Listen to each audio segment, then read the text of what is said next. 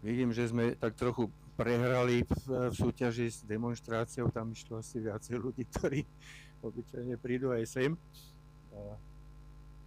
Chcel by som vás privítať dnes večer na jednej z našich ďalších akcií. Pre tých, ktorí ste tu prvýkrát, moje meno je Miloš Klas, ja som šéf tejto ambasády mieru, ktorá je projektom Univerzálnej mierovej federácie. A tí, ktorí tu už sem chodia častejšie, vedia, robíme teda už podľa názvu veľa univerzálnych vecí, alebo teda snažíme sa robiť také všeobecné a mierové zamier a podobne. A jedna z vecí, z projektov, ktoré nejak tak sledujeme, sú medzinárodné dni vyhlásené Organizáciou Spojených národov, ako napríklad robíme začiatkom februára Týždeň medzináboženskej harmónie, ktorý OSN vyhlásilo. V septembri robíme vždy akciu Medzinárodnému dňu mieru v polovici septembra, v máji k dňu rodín a podobne. A dnes je tiež, lebo zajtra,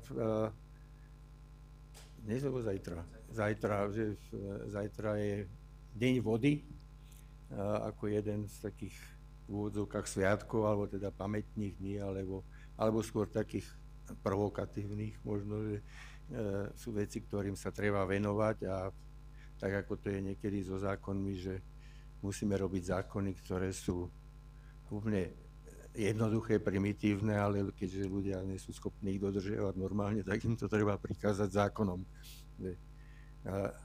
Naša organizácia UPF bola založená tak na dvakrát, v roku 1999-2000, keď náš zakladateľ, reverend Moon s manželkou, tam môžete vidieť, mal na medzinárodnej konferencii v OSN nejaký intenzívny a som povedal dôležitý príhovor.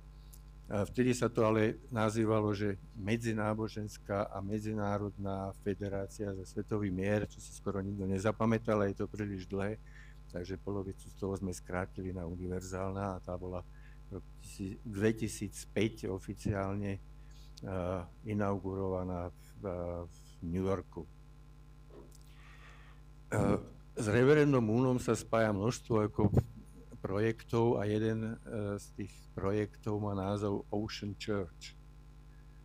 Že je to také zvláštne spojenie cirkvi a oceánu, ale teda ide v podstate o to ochrana životného prostredia v podobe vôd a oceánu, a on má takýchto projektov, alebo má naše hnutie množstvo. Jedno z takých je napríklad záchrana najväčších močarisk na svete v Pantanale v Brazílii, a v Uruguayi, a tam to je také trojštátie, a tam je takéto prírodné poklady a zázraky, ktoré treba chrániť. On bol zaujímavý aj tým, že veľmi často chodil na more. Strávil hodiny a hodiny v rybárskych člnoch a lovil tuňáky a ja neviem čo všetko možné, ale hlavne tam chodil vlastne, to bol jeho taký duchovný tréning, kde tam veľa meditoval, modlil sa a hľadal cesty, ako riešiť problémy tohto sveta. Takže dnes sme sa pri jednom takom probléme, čo sa týka vody, ochrany životného prostredia, stretli. Ja viem. Ďakujem za nápovedu. Ešte mám program v hlave.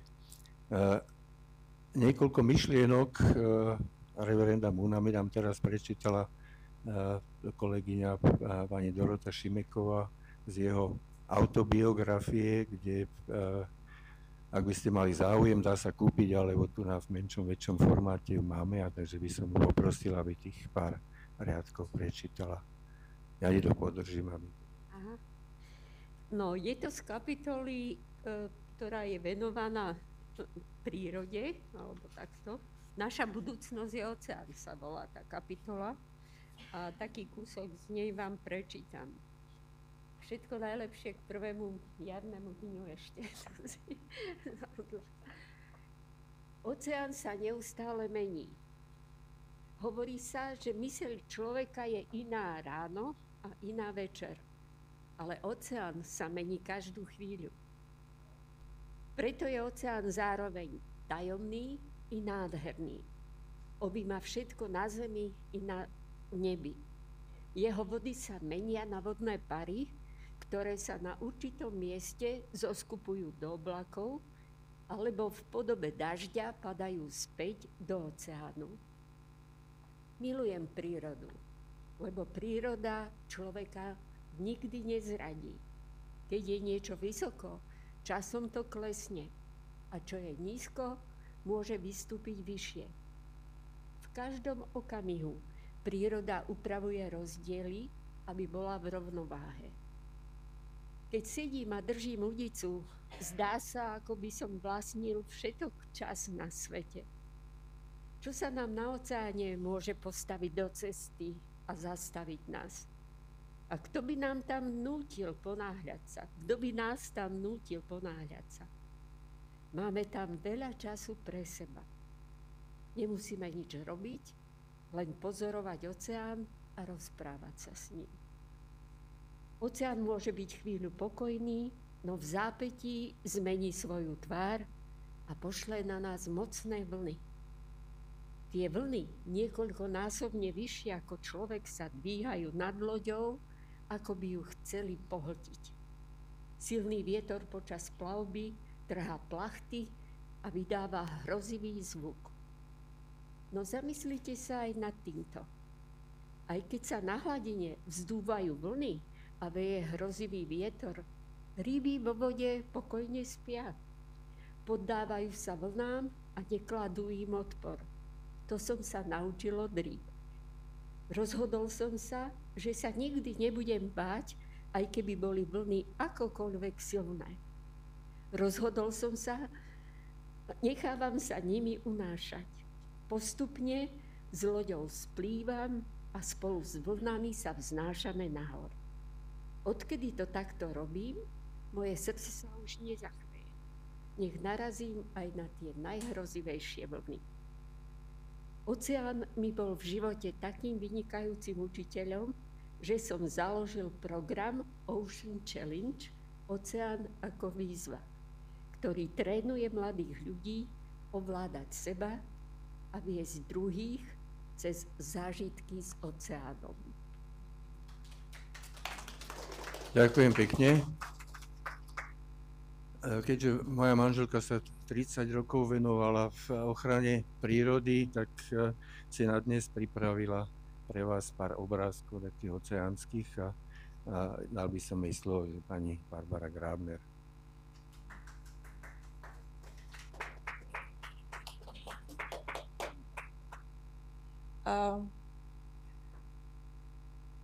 Tento den alebo podujatie znamená veľa pre mňa osobne. Venujem sa k téme, čo pán Radovan dnes hovorí. Už veľmi dlho, keď verejnosť ešte spinkala a nevedela, čo nám hrozí. Lebo ako si pamätám veľmi dobre,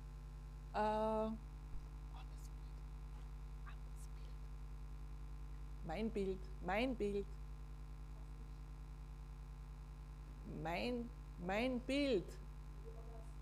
Bild. Das vom der PowerPoint bitte.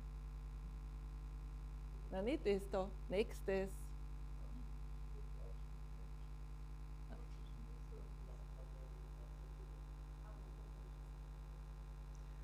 Okay.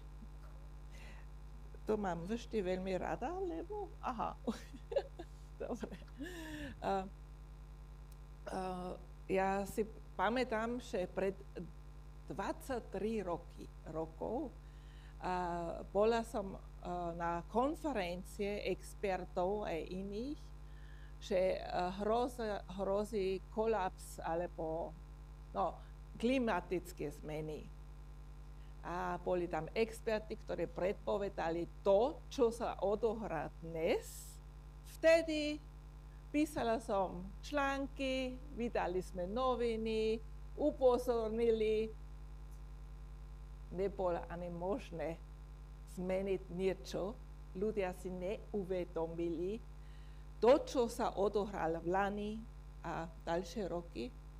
To vedeli sme viac ako, no dá sa povedať, 25 rokov.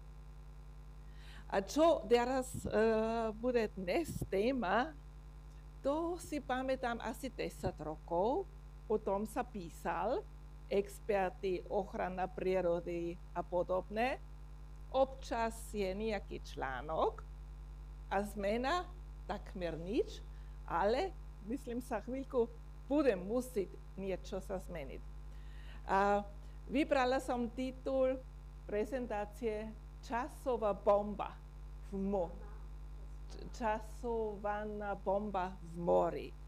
A to nie je senzačný titul, ale myslím, úplne sedí. Ďalší obraz, prosím. No. Kann man das Licht vermindern? Das sieht man schlecht, ja. Okay. Môžete to čítať? Hej. Čítala som nemecký SVS ochrana prírody, Naturschutzbund, sa veľmi venuje a písal, že každú hodinu 2 veľké kamiony plné plasty, odpad, sa hodí do vody, hej? Do oceánu. Koľko hodín má den? Teda 24 veľkých kamionov a to 365 krát a to každý rok. Ďalší. No. Nemusím to komentovať. Čo to znamená? Budeme jesť ryby alebo plastik. Ďalší obraz. Ale nielen hladomor bude, morské živočichy sú už teraz veľmi postihnutí, ale aj vtáci. A experti hovoria, že plášť vo vody má taký chuť, alebo príchuť, alebo aroma, dá sa povedať aroma, ktorý je veľmi blízko k tomu, čo chcú žrať. Teda to je pasca. Pasca myslia, juhu, niečo dobré a majú plné brucho potom, ale s inými. Ďalší obraz. A teraz tá katastrofa je takto. Ideme, no vidíme, no tam lietajú všetko.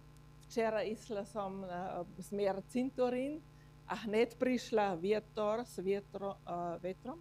Veľkú igelitku, samozrejme, poctivá zobrala som. Ostatní chodili, nevidím to, ale bola veľká. A hneď, a tu ďalší kontejner. Hej? Lebo to je ako hriechy predkov. Sa pochová a nevidíš na horizont nič a myslíš, vybavili sme problém, nevidíme, preč je. Ďalší. My veľmi ľúto, nekonečne veľa vtákov aj tu v záhrade parkov, milia sa, že tie plastikové šnúrky, alebo ako sa mám to volá? Cvern, taký plastik, no? A to je hodné pre hniezdo a dajú a potom ich potomkovia majú to okolo krku a umierajú, hej. Teda aj v naše prostredie je také tragické príbehy a málo kto to vie. A teraz vždy dám pozor, že keď vidím také niečo, taký špagát, také plastikové, potom aj pospieram, hej. Teda každý rok predstavte 100 000 a nie malé slimáci zabijú, ale veľké zvieratá. Ďalší. nemusím to komentovať. Krásne more, Boží dar, čítali sme, tak to vyzerá ďalej. Ale ten problém začína u nás, pred bránou, dá sa povedať. Rada idem, lužné lesy mám veľmi rada, lebo pracovala som pre Národného parku lužné lesy v Rakúsku, nedaleko od Viedni. A mi to strašne vadí, keď idem v piesku. Včera boli sme, predvčera boli sme v ŠUR, Národné prírodné rezervácie. Plastik. Hej. A potom príde zaplava a bere všetko pekne preč a všetko je čisté. Luky sú čisté. Silný dážď a luka zase je čistá. Hej. Teda nie zlí ľudia niekde, ale my prispiejeme tiež. A ďalší. A to je ten posledný obraz. Sú organizácie, ktoré sa venujú životné prostredie, občas aj Rakúsku, to je zvyk, že školy raz ročne chodia do lesa a pozbierajú plastik. A všade, a musím povedať, celkom poctivé, turisti z Čech a Slovensko vedia to si vážiť. Ale mi je vždy ľúto, keď idem a nemám igelitku, keď idem preč z domov, zabudnem pravidelne na igelitku, ale občas soberem do rúk, áno, to je pravda. To znamená, máme toľko ľudia, ktorí nemajú robotu, hej, prečo? Obci neorganizujú to. Turistické oblasti, ako povedala som, Rakúsku dajú pozor, lebo turisti neprídu, keď takto vyzerá. Teda, neviem, ako to na Slovensku je turistické. Áno, dobre. Jo. Teda, ale je škoda, že ľudia musia ísť do prírody pozberať smetisko. To nie je veľký relax. Predstavte si, že máte záhradu a ľudia chodia okolo a hácajú fľaše do vašej záhrady. Čo by povedali ste? Hej? Lebo to spomínam, lebo mám botanik kamarát, ktorí majú krásnu záhradu a ľudia chodia psami, venčiť psa a poctiví tu vrecka, hej, tu igelitka, hácajú ich tu. Ich záhrady. Hej? A to je prax mnohých. Špina do lesa. Idem bicyklom a tam vidím tie červené a zelené sačky plné. Hej? Ale predstavte si, vy máte záhradu a ľudia chodia, hácajú igelitku, čo viem ja. Dobre. A môžeme si predstaviť, že neviem, či príroda má dušu, asi má dušu, že strašne trpí. A keď ste veriac, Božie stvorenstvo, nepoviem viac, ďakujem, teraz príde niekto iný.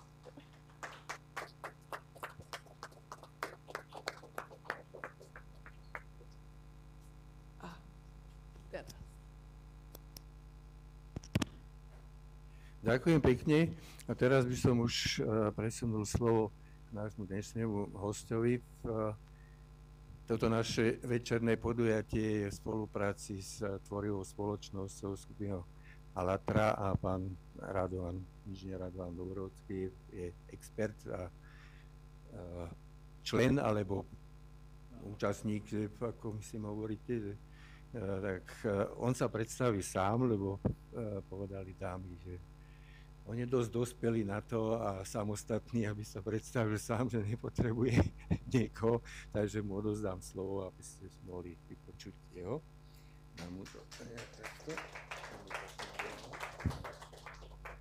Tak, je ma počuť? Asi je ma počuť. Dobre. Moje meno je Radovan Dobrovocký. A ako moje meno hovorí, tak zajtra máme teda aj deň vody. Dneska budem rozprávať o tom, rozprávali sme o tom, aká dobrá voda bola. Bohužiaľ, už je momentálne nie až taká dobrá, ale zároveň povieme si aj o riešeniach, ktoré máme momentálne ako ľudia alebo ako civilizácia na to, aby sme ju znova dovedli do tej dobroty a ľahkosti. Ja sa zaoberám profesionálne strojárstvom alebo novými technickými možnosťami pre výrobu a aj recykláciu, ale hlavne automatizáciu po celej Európe. Rozvíjam firmy strojárske a ako dobrovoľník v medzinárodnom spoločenskom hnutí Allatra pôsobím ako dobrovoľník v technickej oblasti, kde zbierame ako dobrovoľníci všetky informácie ohľadom technológií, čo už existuje, čo práve sa vyvíja. Rozprávame sa s vedcami a zároveň aj potom následne to ako keby zoskupíme do jednotlivých dokumentov, konferencií a dávame to takto von na verejnosť, lebo už aj veľa profesorov a vedcov hovorí o tom, že existuje obrovská priepasť medzi tým, čo práve, kde sú najväčšie alebo najnovšie technológie a medzi informáciami, čo má verejnosť. Kdežto medzi tým sú médiá, ktoré to nie až tak dobre rozšíria medzi ľudí. A to vlastne tým sa zaoberáme, aby sme túto informáciu čo najväčšiemu počtu ľudí dostali. A dneska by sme rozprávali o antropogénnom faktoru zániku oceánu, alebo prečo jeho funkcie a dôležitosť, a aká je jeho dôležitosť a prečo jeho funkcie postupne degradujú.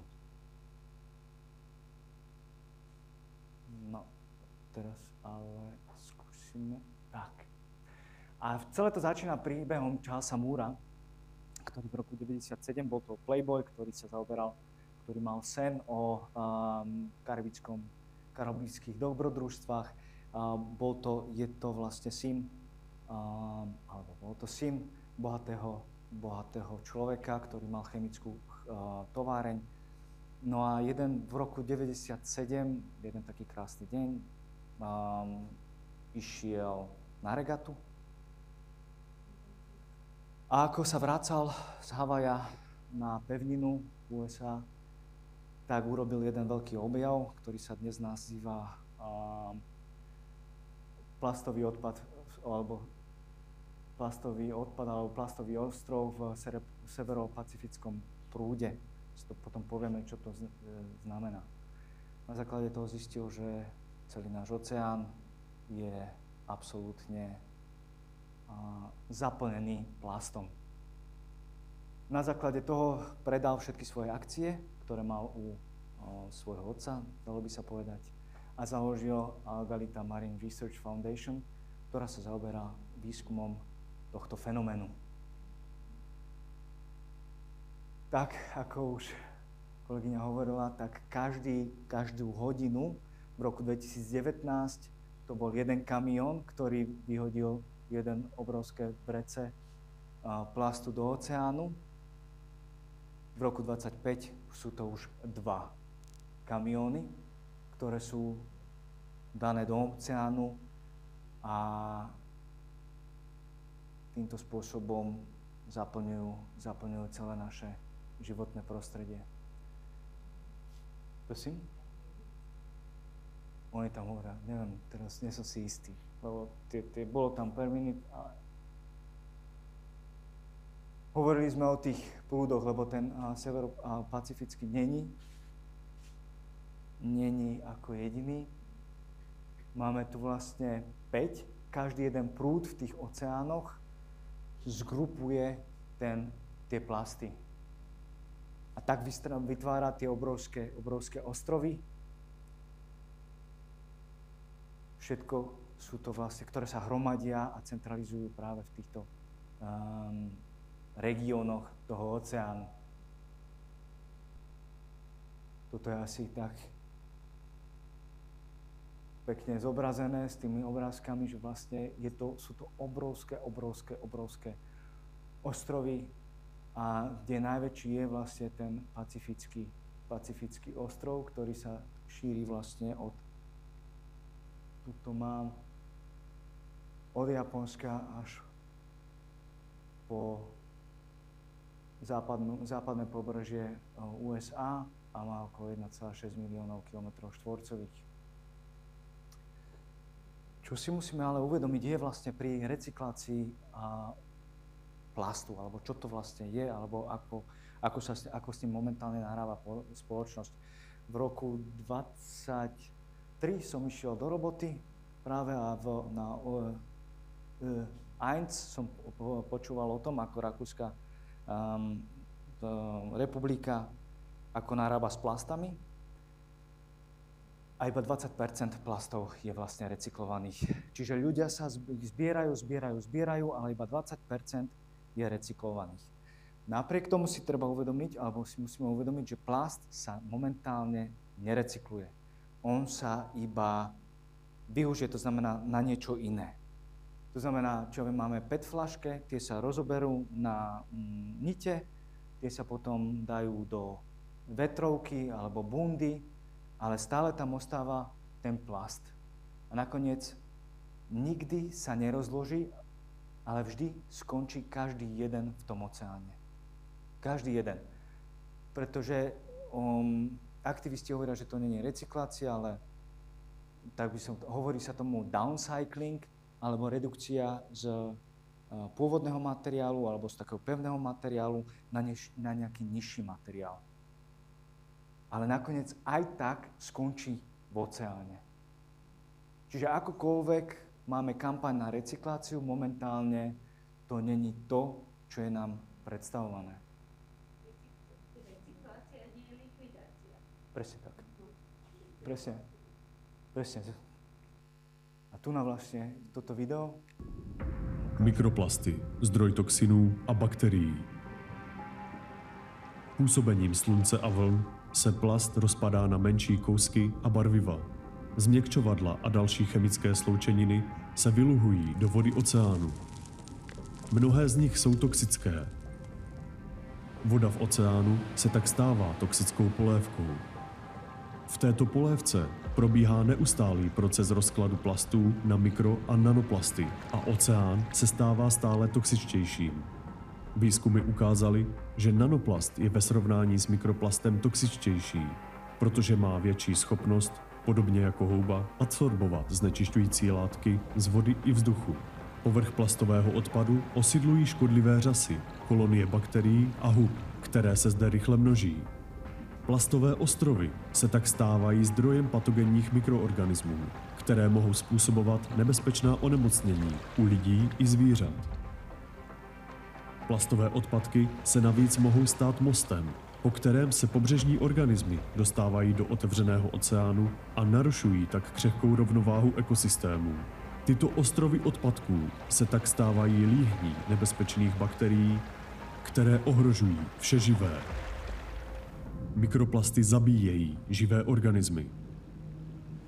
Plasty mají značný dopad na mořské ekosystémy. Znečištění plastem každoročně zabije více než 1 milion mořských ptáků a 100 000 mořských živočichů. 100% mláďat mořských želv má v žaludku plast. Pokud se korál dostane do kontaktu s plastem, zvyšuje se pravděpodobnost jeho onemocnění ze 4 na 89%. To je katastrofa, protože korály jsou životním prostředím pro 1/4 mořského života. Veľké vymieranie, ktorým teraz prechádzame, je ako vymieranie, ktoré vyhladilo dinosaury a opäť vyhubí život na planéte. A na tom je niečo pravdy. Život skutočne vymiera. Som presvedčený, že život v oceánoch práve teraz vymiera kvôli plastom a na súši kvôli zmene klímy a tiež kvôli plastom. Mikroplasty jsou tak nepatrné, že je pohltí plankton. A plankton je základem potravního řetězce. Živí se jim mnoho druhů mořských živočichů. Ti, kteří plankton nejedí, se živí těmi, kteří už plankton snědli. Mikroplasty tak vstupují do potravního řetězce. Čím větší ryba, tím více mikroplastů obsahuje. Podle studie je největší živočich, který kdy žil na Zemi, zároveň největším konzumentem mikroplastů. Každá velryba denně spořádá až 43,6 kg plastů. Přitom velryby nezískávají plasty přímo z vody. 99% mikroplastů se do těla zvířete dostává prostřednictvím potravy. To znamená, že látka je již uvnitř kořisti, kterou velryby konzumují. Je třeba poznamenat, že menší mikroplasty mají na organismy nebezpečnější vliv na buněčné úrovni. Plasty v nanorozměrech procházejí buněčnými membránami a z těla se nevylučují, protože zůstávají uvnitř buněk. Kromě toho mikroplasty a nanoplasty poškozují DNA uvnitř jádra. Samotné plastové částice obsahují toxické látky, navíc absorbovaly organické škodliviny z mořské vody a navíc už jsou domovem kolonií bakterií. A to vše se nakonec spolu s mořskými plody dostává do lidského těla. Takže ve skutečnosti nejíme jen naše vlastní odpadky, jíme odpadky protkané toxiny, bakteriemi a plísněmi. Kromě toho se mikro- a nanoplasty dostávají do našeho těla s dalšími potravinářskými produkty, pitnou vodou, vzduchem a mořským vánkem. Teraz vieme, že mikroplasty sa menia na nanoplasty. Dostávajú sa do ovzdušia, dostávajú sa do vody, potravín a dokonca aj do našej zeleniny. A hoci bolo našim pôvodným zistením, že je to veľký problém pre morské živočíchy, teraz je jasné, že je to problém pre všetkých, pre všetky ekosystémy, pre všetky biotopy. Teraz už vieme, že plast spôsobuje choroby. Plasty skracujú náš život. Mikro- a nanoplast se hromadí v krevním oběhu a šíří se do různých orgánů člověka. Mikroskopické částice plastu již byly nalezeny v krvi, mozku, srdci, plicích, mateřském mléce, placentě a nedávno byly objeveny i v penisech, varlatech a vzorcích lidské spermie. Toxické látky uvolňující se z plastu narušují endokrinní systém.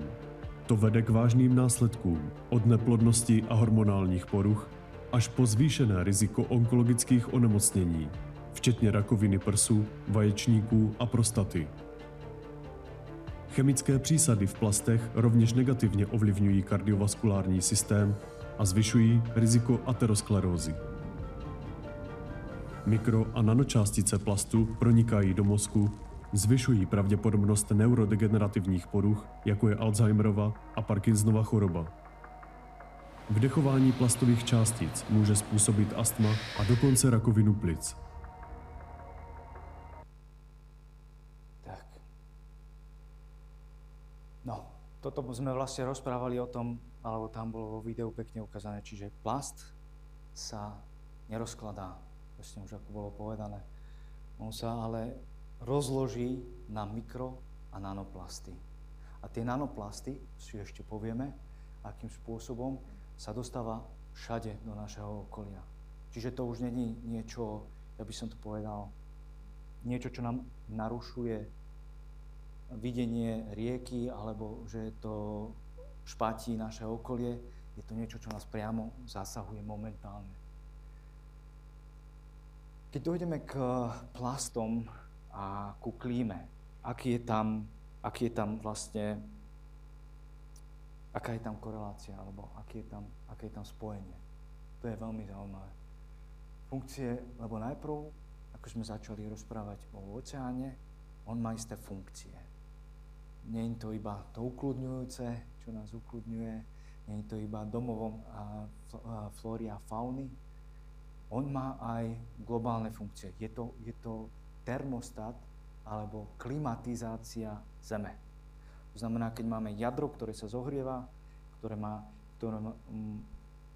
by som povedal, jadro má funkciu vytvárania elektromagnetického pola, keďže vonkajšie jadro a vnútorné jadro sa točia okolo seba, vytvárajú elektromagnetické pole, zároveň tam vzniká obrovské teplo. To v teplo bez oceánu by to už bola púšť, ako naša Zem. Oceán je práve to médium, ktoré to teplo prenáša do atmosféry. Zároveň, každý druhý nádych, ktorý urobíme, sa hovorí, je dar oceánu. Lebo fytoplankton, ktorý sme predtým vo videu videli, je ten, ktorý vytvára kyslík. Takže nie len stromy a všetky lesy, to iba 50%. Oceán tvorí ďalších 50% kyslíka.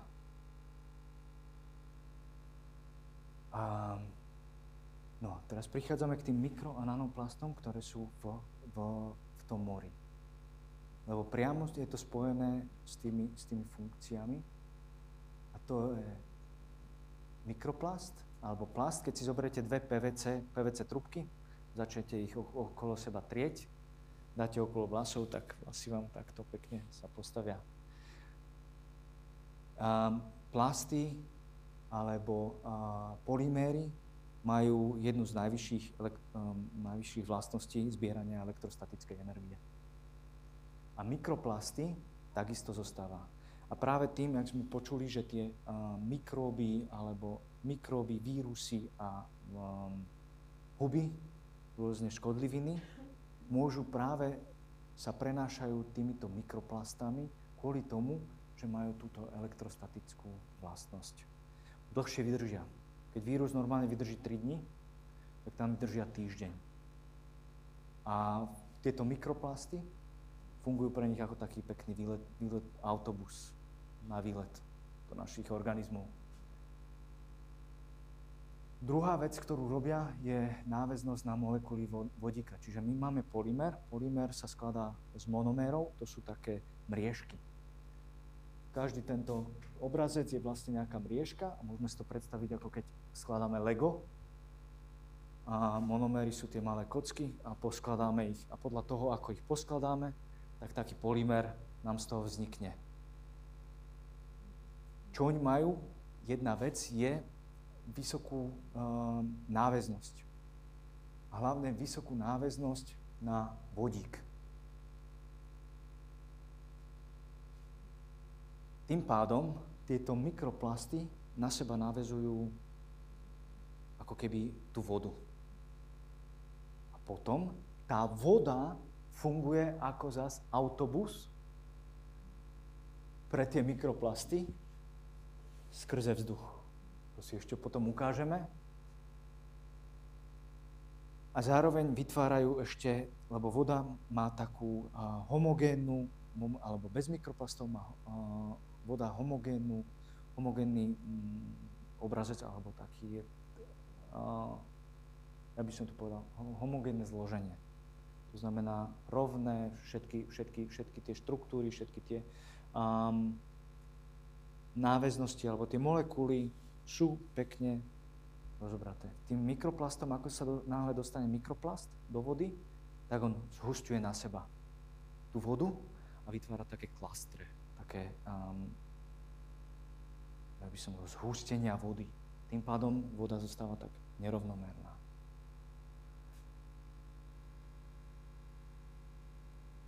Ďalej, tieto mikroplasty, ako sme spomínali, mikroplasty a nanoplasty zostávajú buď vo vrstvách oceánu, čiže tou náväznosťou sa ako keby zgrupujú na istých úrovniach toho oceánu. Lebo oceán si môžeme predstaviť ako zasa rôzne vrstvy. Keby sme si to porovnali, tak dáme to iba tak obrazne, ako keby to bol olej, voda, keď to zmiešate, oni sa kvázi nezmiešajú, ale jedna vrstva je na druhej a takto plávajú. Takto si môžeme predstaviť aj oceán, ktorý tým, že je iná teplota vody, tak je buď hustejšia, alebo redšia. A medzi týmito vrstvami sa hromadí ten mikroplast. Ono si to na videu ešte jednom pozrieme. A tie fungujú ako bariéry toho prenášania tepla, o ktorom sme si rozprávali. Znútra Zeme vlastne fungujú ako bariéry a tam zachytávajú. A tým pádom sa otepluje ten oceán. Aj na hlbších úrovniach. To je prvá vec, ktorá nastáva. A druhá vec, ktorá nastáva, je vlastne, ako sme si spomínali, tým, že elektrostaticky, alebo tými náväznosťami na vodíkové atómy, putujú s tou vodou do vzduchu. Do vzduchu tvoria sa mraky, tie mraky púšťajú tú istú vodu s tými mikročasticami do lesov a kamkoľvek vlastne. Oni sú všade. Už boli nájdené mikroplasty aj v podzemných vodách, boli nájdené aj na Mount Evereste, takže istým spôsobom už si môžeme povedať, že keď si pestujeme v záhradke mrkvu alebo cibulku, že je to bio, reálne to už bio není. Všetko je plné mikroplastami.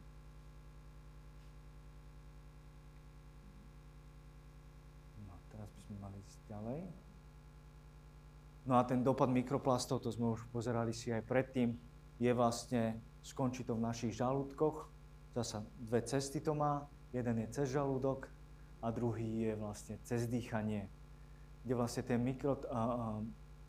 tie mikroplasty spolu s tými toxínmi, spolu s tými baktériami, vírusmi sa ukladajú v našom tele a prechádzajú aj do buniek,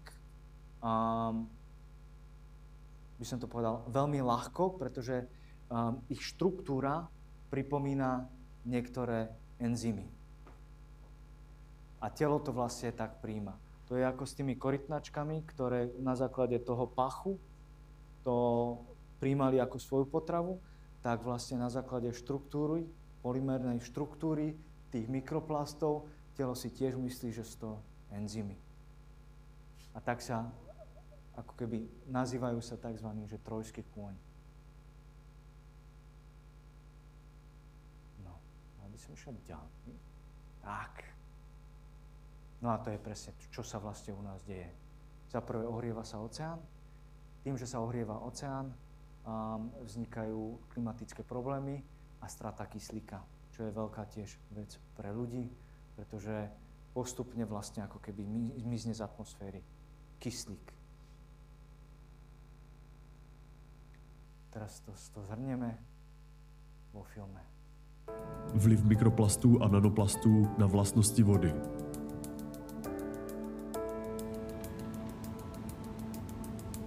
Plast to je derivát ropy. Nerozkládá se, ale rozpadá se na částice mikro- a nanoplastů. Částice nanoplastů jsou tak malé, že jsou menší než velikost viru. Jakmile se tyto částice dostanou do vody, naruší její uspořádanou strukturu založenou na vodíkových vazbách mezi molekulami. Tyto vazby určují klíčové vlastnosti vody a jejich změna ovlivňuje její fyzikálně-chemické vlastnosti. Nanočástice některých druhů plastů, jako je polyetylentereftalát, PET a nylon, obsahují atomy kyslíku a dusíku. Tyto atomy jsou schopny vytvářet vodíkové vazby přímo s molekulami vody. V důsledku toho se tyto částice jakoby zapouštějí do její uspořádané struktury, mění její uspořádání a narušují její základní vlastnosti. Kromě toho se ve vodných roztocích, kde jsou přítomny různé látky, a také při změně pH a teploty se mohou částice nanoplastů stát elektricky nabitými. K tomu dochází v důsledku chemických změn na jejich povrchu, například oxidací nebo adsorpcí iontů, jako je sodík a chlor v mořské vodě. Nabité částice nanoplastů obklopené ionty přitahují molekuly vody a vytvářejí kolem sebe vícevrstvý kabát z molekul. V chemickém jazyce se tento proces nazývá hydratace a samotný kabát se označuje jako hydratační obal. Výzkumníci z Polytechnické školy v Lausanne se rozhodli zjistit, jak velká je velikost tohoto hydratačního obalu u iontů, tedy kolik molekul vody reaguje na iont. Dosáhli překvapivých výsledků. Ukázalo se, že jeden iont může ovlivnit přibližně 1 000 000 okolních molekul vody. Tento efekt se zvyšuje, pokud má částice velký povrchový náboj a vysokou koncentraci adsorbovaných iontů. V důsledku toho může jediná nanočástice změnit vlastnosti milionů molekul vody.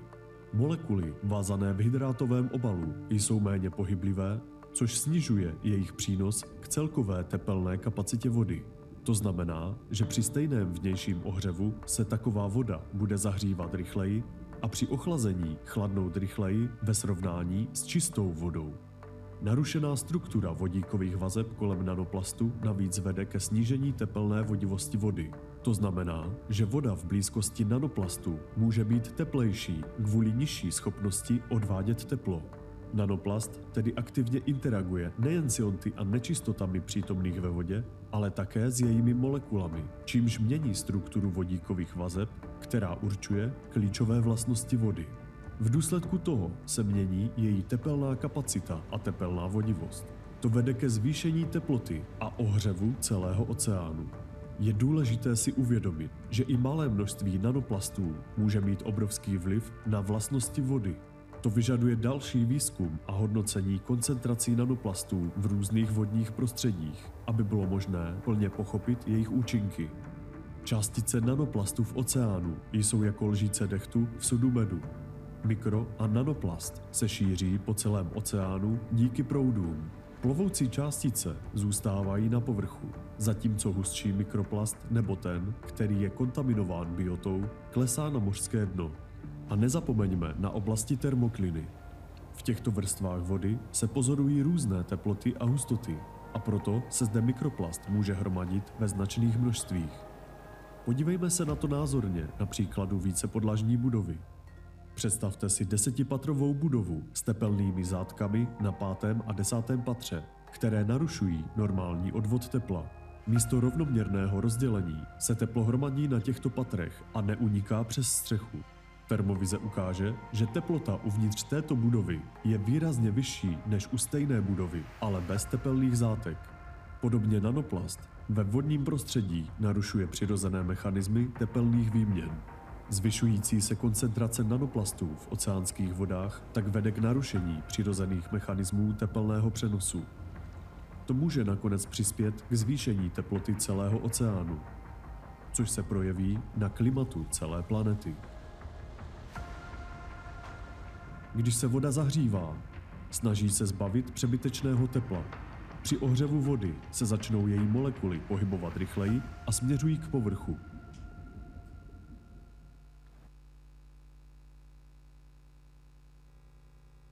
Tak. A presne to je to.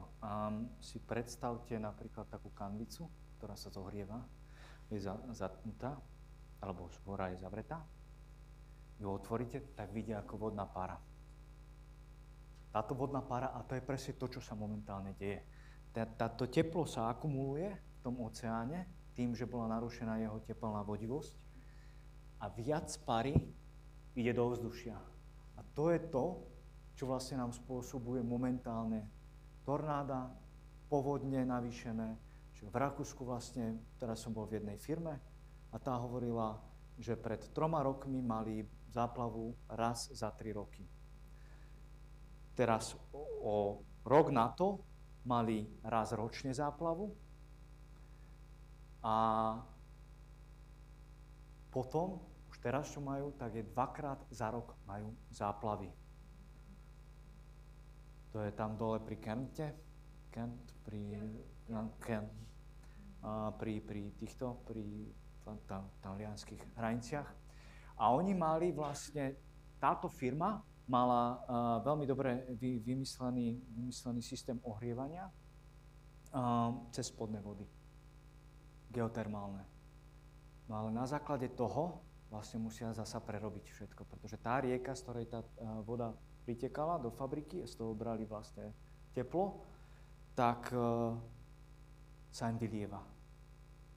Takže teraz sa už musia presmerovať vlastne na podzemné vody, ale zasa sú to investície a veci, ktoré predtým sme si mysleli, že to bude fungovať, ale na základe týchto zmien vlastne už tieto veci a tieto riešenia prestávajú momentálne fungovať. Z toho vznikajú hurikány, supercely, a všetko, čo, keď si všimnete, tak aj formovanie búrky. Minule som išiel do Prahy, tiež na jednu prednášku a behom 5 minút sa sformovala jedna supercela. A začalo tak liať. Supercela je vlastne, je to takéto zriadenie, je to zhustenie mrakov. Ako keby. Vnútri to vyzerá, ako keby k vám išla diskotéka, lebo tam strašne veľa vnútri sú blesky. A potom v jeden moment všetko, čo je tam nakumulované, tá voda, tak to sprchne. Pred rokom to bolo práve na maďarských hraniciach. My sme zažili také niečo. Dve dediny boli za 10 minút zaplavené. Lokálne, presne tak. Presne tak. Prietržie ešte akože slavo povedané, lebo to je naozaj také vyliate. Zároveň to môže obsahovať aj tento, jak sa volajú tie ľady, ktoré padajú z neba. Krupy. Tak, že keď je to iba voda, tak máme šťastie, a keď sú to krupy, tak je to horšie. No a teraz k mojej obľúbenej, alebo takej zaujímavejšie pre mňa časti, a to sú riešenia. Aké máme vlastne ako ľudstvo riešenia? A máme riešenia. Mnoho ľudí o nich ale nevie. A to je práve ten blok medzi vedou a ľuďmi. To znamená, ľudia, to, čo vyjde v vedeckých komunitách, ako v tých reportoch, nazvime to, a vedeckých prácach, tak keď si pozriete, tak aj portály sú väčšinou platené, ľudia sa tam nedostanú, väčšinou je to iba po anglicky. A noviny a médiá vlastne to nezoberú a tiež to neprednesú jednak jednej. Ale prednesú iba zo pár častí. Celá informácia sa nedostáva k ľuďom. Preto my ani nevieme, väčšinou sme strašení, ale ani nevieme, že máme vôbec možnosti. A to je aj dôležité potom si uvedomiť a pochopiť našu úlohu ako normálnych ľudí. Dáme prvú technológiu, ktorú máme. Technologie už jsou. Při odpařování vlhkosti stoupají mikroplasty z vodní hladiny do atmosféry. Abychom vyčistili oceán a atmosféru od mikro- a nanoplastů, potřebujeme filtr planetárního měřítka. A roli takového filtru může plnit generátor atmosférické vody, zkráceně GAV, při jeho hromadném použití. Jde o zařízení, které přeměňuje vlhkost z atmosféry na čistou vodu. Voda sa vyparuje každý deň z povrchu všetkých našich oceánov, morí a jazier. Keď vystúpi do určitej výšky nad určitý bod, ochladí sa na rosný bod a zmení sa na oblak. A potom prirodzene vietor tento oblak odniesie preč. Keď jeho teplota klesne pod rostný bod, stane sa dažďom a opäť zmení svoj stav. Odstraněním vlhkosti ze vzduchu stimulujeme odpařování. Spolu s odpařováním stoupá z povrchu nová část mikro- a nanoplastů. Princíp činnosti zariadenia je, že vzduch, ktorý do neho vstupuje, je na začiatku filtrovaný. Z vlhkosti vzduchu sa skondenzuje voda. Jediné, čo teda zariadenie hľadá, je molekula H2O, ktorá je menšia ako častica mikroplastu. Týmto spôsobom vyčistíme oceán od mikroplastov a znížime zaťaženie na vodné zdroje našej planéty. Takto zabezpečíme pitnú vodu v tých regiónoch, ktoré ju zúfalo potrebujú. Musí sa to však urobiť v priemyselnom meradle a realizovať na celosvetovej vládnej úrovni. Takto se generátory atmosférické vody stávají umělým filtrem zabudovaným do koloběhu vody planety. Intenzivní odpařování navíc ochlazuje oceán.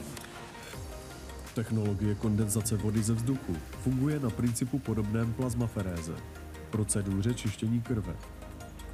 Stejně jako plazmaferéza extrahuje škodlivé složky z krve a obnovuje imunitu organismu.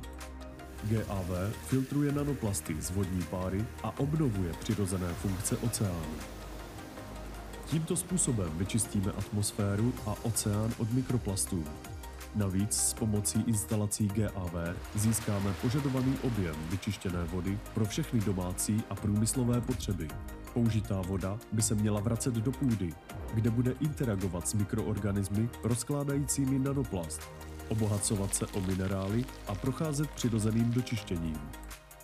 S doplňováním vlhkosti se podzemní vody a vyschlé řeky začnou obnovovat. Půda se stane úrodnější a vegetace ožije. Vlhká půda také pomůže zmírnit teplotní výkyvy. Vysoká tepelná vodivost vody umožní efektivně odvádět teplo z přehrátých oblastí. To je obzvláště důležité v podmínkách klimatických změn na planetě.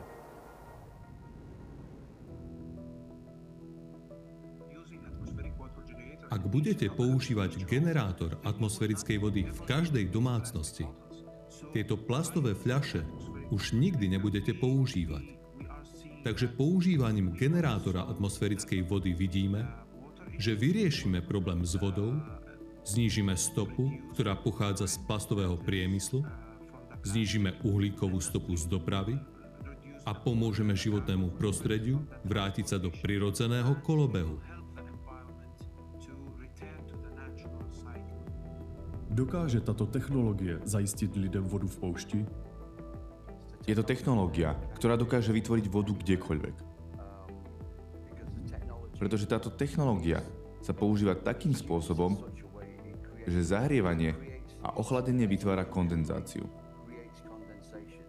Takže, či už je to v údolí smrti v Nevade alebo na Sahare, stále tam môžeme vytvoriť vodu. To znamená, že vodu môžeme vyrobiť kdekoľvek na planéte. Takže to je prvá technológia, ktorá existuje. Ona už je. A je to merateľné alebo rozšíriteľné. Či už existujú generátory, ktoré vytvoria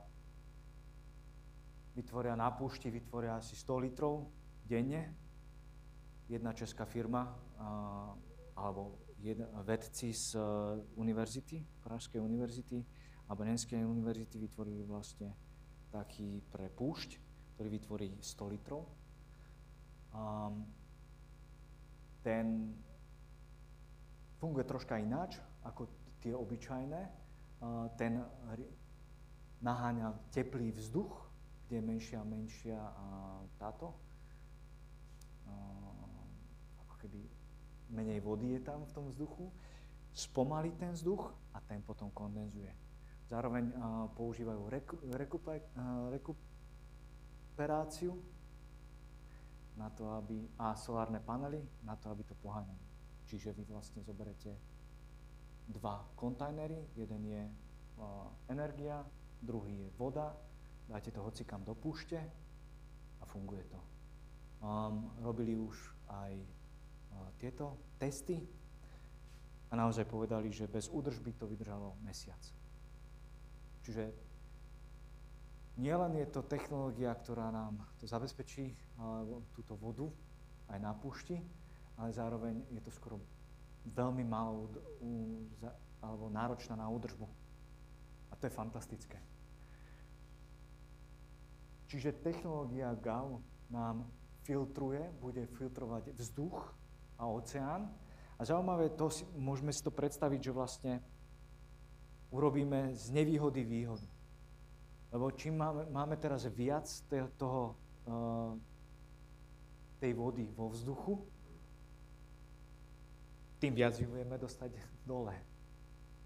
A teda, čo sa vlastne udeje, to už aj v tom filme pekne povedali, je, že vlastne ako náhle niekde začneme ťahať, tak príroda si to sama doplňuje. Takže čím rýchlejšie to budeme ťahať, tým rýchlejšie to príroda bude doplňovať. A ten cyklus sa zrýchli. O to viac vody aj budeme mať pre Zem. A ešte jedna veľmi zaujímavá informácia bola vlastne tam, že jediné v Zemi existujú baktérie, ktoré vedia rozložiť mikroplast.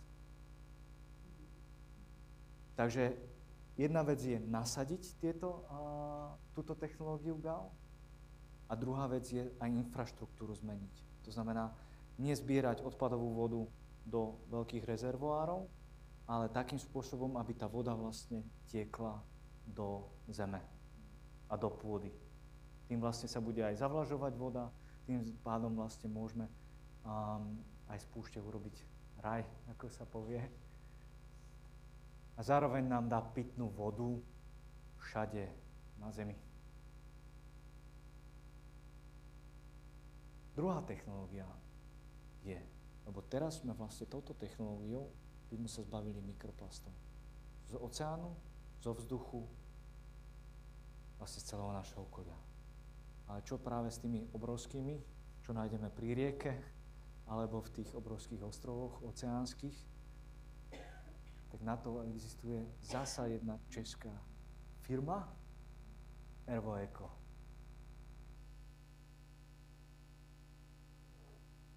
My se teď nacházíme vlastně v testovacím závodu vaší firmy, kde právě testujete svoji patentovanou technologii, která, jak jsme se dozvěděli, je naprosto jedinečnou v oblasti toho zpracování nejrůznějších odpadů. Můžete nám trochu přiblížit, jak se tahle technologie používá, jaké jsou její výhody, co vlastně dělá? V tom, že dokáže zpracovat veškerý organický materiál.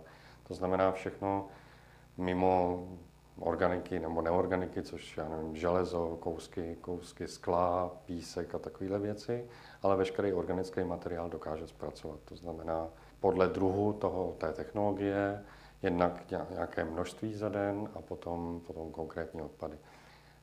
Do té technologie v podstatě ten odpad přichází nějakým způsobem předpřipravený, to znamená, my ho musíme podrtit na nějaké menší kousky a potom vlastně už ta technologie pracuje samostatně. Přičemž výstupem z té technologie jsou 3 základní složky, což je uhlík, nějaký druh oleje, řekněme pyrolízní olej, a potom plyn, z čehož my všechny ty 3 složky potom dále zpracováváme. A nic dalšího nám v podstatě z té technologie nevzniká, nic dalšího se tam netvoří. To znamená, 100% toho, co tam dáme, tak se nějakým způsobem zpracuje. Naše technologie se od všech ostatních technologií, které existují, liší ve 2 věcech.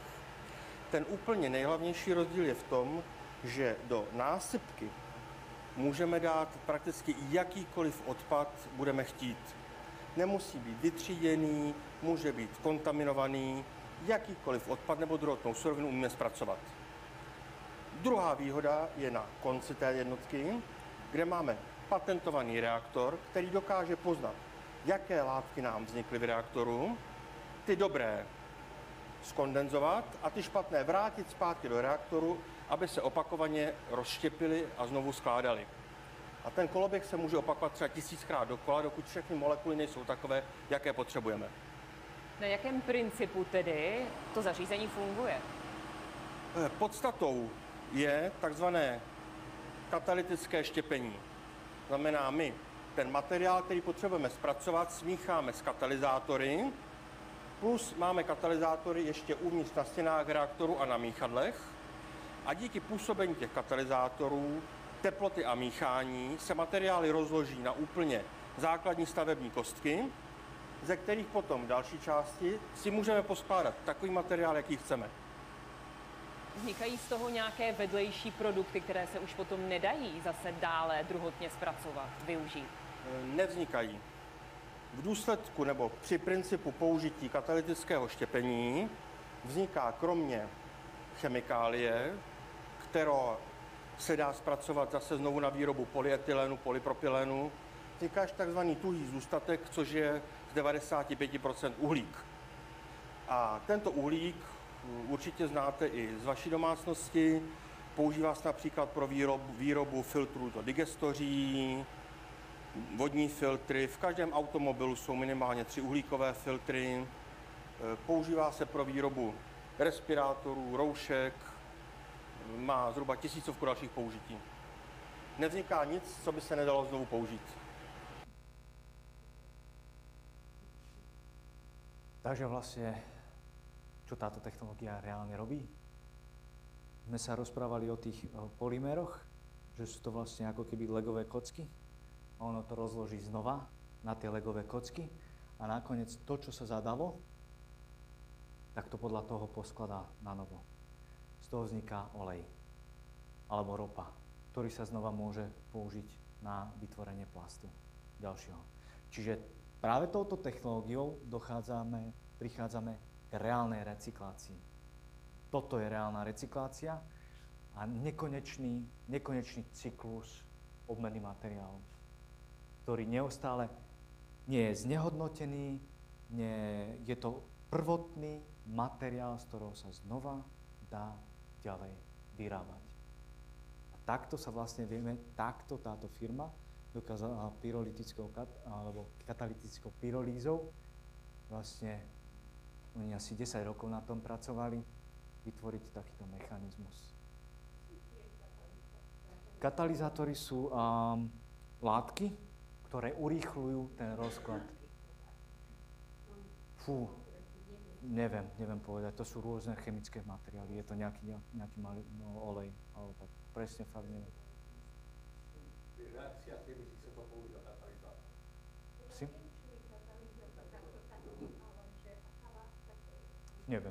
Neviem teraz konkrétne, fakt, naozaj nie. Je nejaká iná, vymieniete, ako katalizátor? Áno. Áno. Je to niečo iné? Vždy, áno, správne.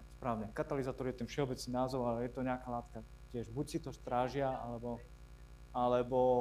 je to v rámci chemického nejakého procesu, ale to je fakt už úplne, keby v chémii by sme úplne, tam nie som doma.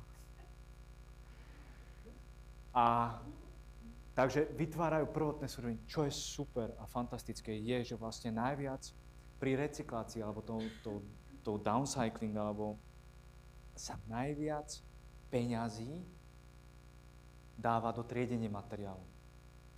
Čiže dojde kamión, vyhodí to na linku a tam je 50 mužikov a žien, ktorí vlastne takto dokonca preberajú sa v tom hnoji. Kvázi. Prosím? Presne tak, presne.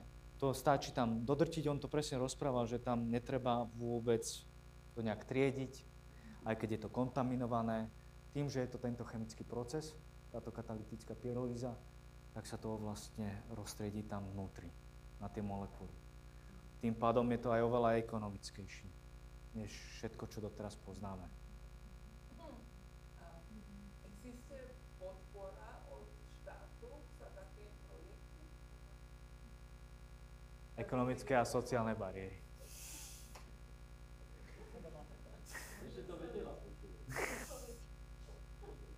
Práve toto je to, že vlastne ekonomické sociálne... Rozprávali sme sa teda s pánom Šilhanom, lebo to bol rozhovor zorganizovaný nami. A on tam spomenul niekoľko, že vlastne máme napríklad byrokraciu Európskej únie, znamená to dané zariadenie vyrába aj energiu, aj odpad. A teraz v Európskej únii nemáme zariadenia, ktoré by vedeli vyrábať aj to. Kategórie. Tým pádom to nevedeli zaradiť. A mali problémy vôbec to dať ako do Európskej únie. Druhá vec.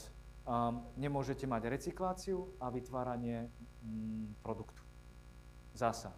Oni vytvárajú obidve. Na základe toho vlastne zasa. Byrokracia Európskej únie spomína, že také zariadenie neexistuje. Presne tak. Toto sú tie bariéry. A potom máme lobbying, tiež spomínal práve lobbying, spoločnosti, ktoré odvážajú odpad, ktoré sú kvázi proti takýmto zariadeniam.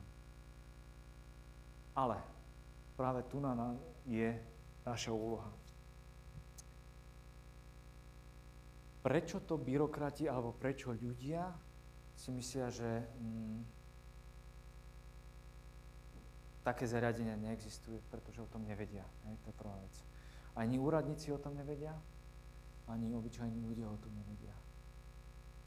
Keď sa vytvorí požiadavok tým, že ľudia budú informovaní a budú rozprávať o tom, aj pri kávičke ráno s priateľkou na telefóne, že počúvajte, počúval som o takej technológie, práve tým sa vytvára ten dopyt. Práve toto šírenie informácií medzi ľudí je to, čo následne dojde aj k úradníkom, lebo ten úradník tiež niekým chodí si dávať kávičku, tiež niekým trávi ten čas, alebo pozerá na sociálne siete. Práve tým sa rozširuje povedomie. Možno sa vám zdá, že je to príliš technológia, ktorá sa nedá nasadiť, ktorá sa nedá urobiť, alebo že to potrebujeme veľké financie, ale tu už sme spomínali, financie na zbrane sa nájdu, ale na tieto nové technológie kvázi nie. Ale reálne to bolo tak, som pracoval pred 10 rokmi, som pracoval teraz je to, bol som jeho asistentom, predseda predstavenstva pre logistiku a výrobu Porsche, tak on vtedy hovoril, že Porsche nikdy nebude mať elektromobil.